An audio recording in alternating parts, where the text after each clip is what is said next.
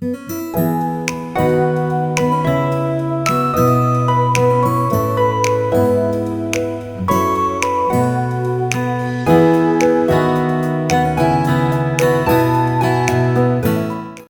Hello, good morning, नमस्ते सगळ्यांना. जय भीम. मी सीमा. स्वागत आहे आपलं सगळ्यांचं किचन सवंगडी आणि मी या चॅनेलमध्ये. तर आता मी वॉकवरून जस्ट आले होते आणि लादी पुसायची बाकी होती. तर आता ही लादी वगैरे सगळी पुसून घेते. कारण की ना म्हणजे 5:40ला आज मी उठले. मुलाचा डब्बा वगैरे दिला आणि डब्बा वगैरे झाल्यानंतर भाजी चपाती तर मग सकाळीच माझी होऊन जाते.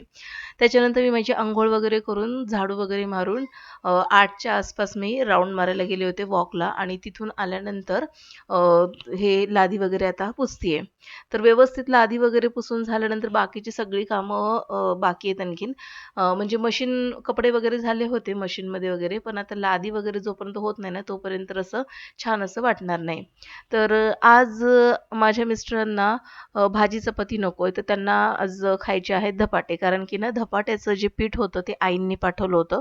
तर मग हे म्हणाले, की "धपाट्याचा नाश्ता कर आणि मस्तपैकी दही." तर आजच्या नाश्त्यामध्ये धपाटे, दही असा नाश्ता आहे.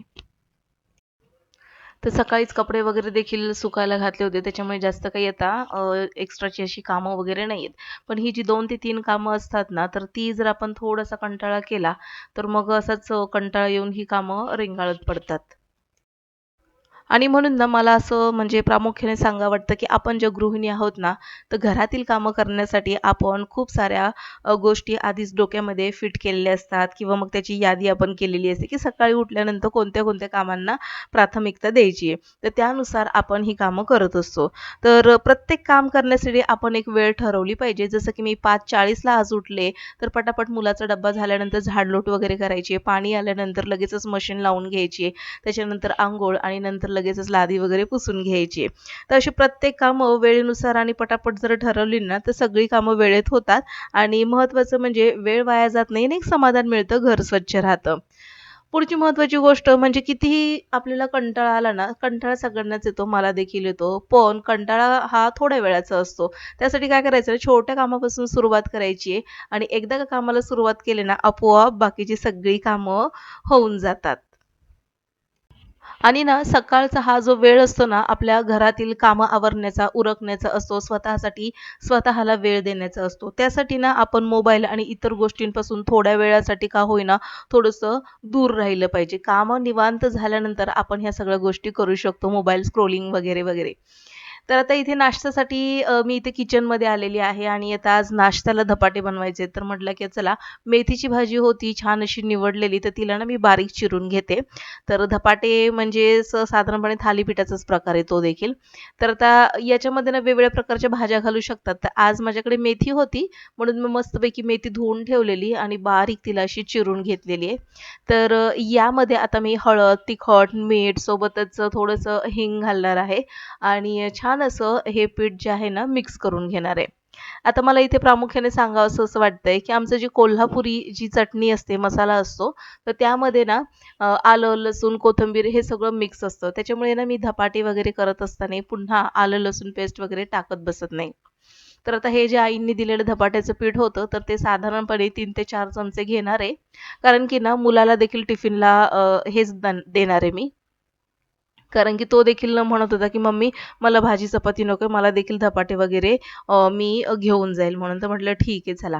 तर असं काही असेल ना वेगळं असं भाज्या वगैरे घालून केलेलं कारण की भाजी चपाती जर दिली ना मुलांना, तर मुलं कंटाळा करतात खायचा. मग अशा भाज्यांचे असे काही प्रकार करायचे, तर मुलं आवडीने खातात. तर यामध्ये बघा आता सगळे मसाले, सुखे मसाले घालून घेतलेले आहेत आणि आता यामध्ये मी थोडं-थोडं पाणी घालून हे मसाले मिक्स करून घेणार आहे, पीठ मळून घेणार आहे. थोडंसं हिंग देखील घातलेलं आहे. तर ऑप्शनल आहे, घालायचं असेल तर नक्की तुम्ही घालू शकता. तर हे धपाट्याचं पीठ आईंनी कसं तयार केलं, तर यामध्ये ना धने, ओवा, जिरं घातलेलं आहे आईंनी. त्याच्यानंतर गहू, ज्वारी, थोडंसं तांदूळ घातलेले आहेत आणि उडीद, चणा डाळ आणि आणखीन 1-2 डाळी काहीतरी घातलेल्या आहेत वाटतं त्यांनी आणि ते छान असं दळून आणलेलं आहे पीठ. पीठ इतकं छान असं बारीक असं दळलेलं आहे ना, अजिबात रवाळ वगैरे लागत नाहीये ते पीठ. तर आज हे धपाटे मी ओल्या रुमालावर न थापता डायरेक्ट प्लास्टिकच्या पिशवीवर थापणार आहे. थोडंसं पीठ मळून घेतलं कारण की यांचा नाश्ता आणि निलयचा डब्बा वगैरे झाला ना, की मग हे पीठ उरवायचं नाही असं म्हणूनच मी थोडंसं पीठ मळून घेतलेलं. कारण की सकाळच्या जे चपात्या बनवलेल्या आहेत, त्या देखील संपणं गरजेचं आहे, नाही का? तर आता हे बघा, ही प्लास्टिकची पिशवी घेतलेली आहे मी आणि त्यावरती आता हे धपाटे व्यवस्थित मी बनवून गेले. थोडंसं तेल लावलेलं आहे या गोळ्याला आणि हे जे प्लास्टिकच्या पिशवीवरती ठेवून दुसरा भाग त्यावरती फोल्ड करून लाटण्याने लाटून घ्यायचा. तर असे धपाटे देखील पटापट होतात आणि जास्त काही वेळ लागत नाही आणि आपण जे ओल्या रुमालावर थापतो ना, ते देखील पटापट होतात आणि दोघांची चव जरी म्हणाल ना, मस्त खमंग अशी लागते. तर याला अलगद असं लाटण्यावरती उचललेलं आहे आणि मस्तपैकी गरम झालेल्या तव्यावरती अशा पद्धतीने घालून घ्यायचंय आणि दोन्ही साईडला मस्तपैकी तेल लावून खमंग असं भाजून घ्यायचं. आता इथे मी तेल लावते कारण की मला म्हणजे धपाट्यांसाठी किंवा थालीपीठाला ना तूप वगैरे आवडत नाही. त्यासाठी मी तेलाचा वापर करते. तर आता हा धपाटा छान असा भाजून घेते आणि मग बाकीची देखील थांबलेली आहेत नाश्त्यासाठी, तर त्यांना जसं होईल तसं मी पटापट देणार आहे नाश्त्याला. तर हे बघा किती खमंग असा धपाटा मस्तपैकी शेकला गेलेला आहे खालून खालच्या बाजूने आणि आता दुसऱ्या बाजूने देखील मी तेल वगैरे लावणार आहे. आता याच धपाट्यांच्या ऐवजी जर मी यांना म्हटलं असतं ना, की पोहे देऊ का? किंवा उपमा वगैरे बनवून देऊ का नाश्त्याला? तर अजिबात नाही आहे. त्यांना हा नाश्ता पोहे, उपमा, शिरा, साबुदाणा असला नाश्ता आवडत नाही आणि म्हणून मला आता हे धपाटे वगैरे करावे लागले. पण चांगला नाश्ता आहे, हेल्दी आहे, पौष्टिक आहे, मस्तपैकी पोटभरीचा नाश्ता आहे. 2 ते 3 धपाटे जरी खाल्ले ना, तर मस्तपैकी आपण दिवसभर म्हणजे दुपारपर्यंत सहजपणे राहू शकतो नाश्त्याला जर आपण हे खाल्ले तर. तर जास्त काही धपाटे याचे बनणार नाहीयेत. साधारणपणे 6 असे काहीतरी धपाटे बनणार आहेत त्याचे गोळे तयार झालेले त्याचे. तर ते पटापट बनवून घेते आणि आता निलयची शाळेची तयारी करायची बाकी आहे. त्याने तयारी केली त्याची. आता टिफिन वगैरे भरून त्याला पटकन देते. तर किचन बघा सकाळीच मी अंघोळीच्या आधी पूर्णपणे किचन वगैरे स्वच्छ केलं होतं. मुलाचा डब्बा वगैरे देऊन सगळं किचन आवरलं होतं. पण पुन्हा आता किचनवर पसारा वगैरे झालेला आहे. तर आता हे पुन्हा आवरावं लागेल, स्वच्छ करावं लागेल. तर दिवसभरातून ना साधारणपणे 3 ते 4 वेळा किचन तर साफ होतच होतं आणि प्रत्येक गृहिणीचं असंच असेल नाही का घरामध्ये आणि जितकी आपण स्वच्छता ठेवू ना, तर तितकं आपल्या किचनसाठी आणि स्वतःसाठी चांगलं आहे. कारण की थोडं जरी किचन अस्वच्छ राहिलं किंवा मग असे अन्नाचे कण वगैरे इकडे-तिकडे पडले, तर काय होतं ना झुरळं वगैरे होतात. आणि ना मध्यंतरी मला असं किचनमध्ये अशी झुरळं वगैरे जाणवायला लागलेली आणि किचनच्या ट्रॉल्या असल्या ना, तर झुरळं हमखास होतातच होतात. तुम्ही किती पण त्याला हीट स्प्रे मारा किंवा मग हीट जेल लावा, झुरळं होतातच. म्हणून मग मी काय केलं, यांना सांगितलं, की जास्त झुरळं व्हायच्या आधीच पेस्ट कंट्रोल केला पाहिजे. तर मग पेस्ट कंट्रोल वगैरे केला होता, तर आता अजिबातच झुरळं वगैरे होत नाहीत. तर पेस्ट कंट्रोलचं एक खूप छान असं काम आहे. त्यांची एक ॲग्रीमेंट असतं. साधारणपणे वर्षभरातून 2दा ते पेस्ट कंट्रोल करून देतात आपल्याला.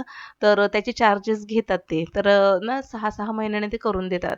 पण एकदा का ते पेस्ट कंट्रोल केलं ना, तर साधारणपणे 1.5 ते 2 वर्ष आपल्याला बघायची गरज नाहीये.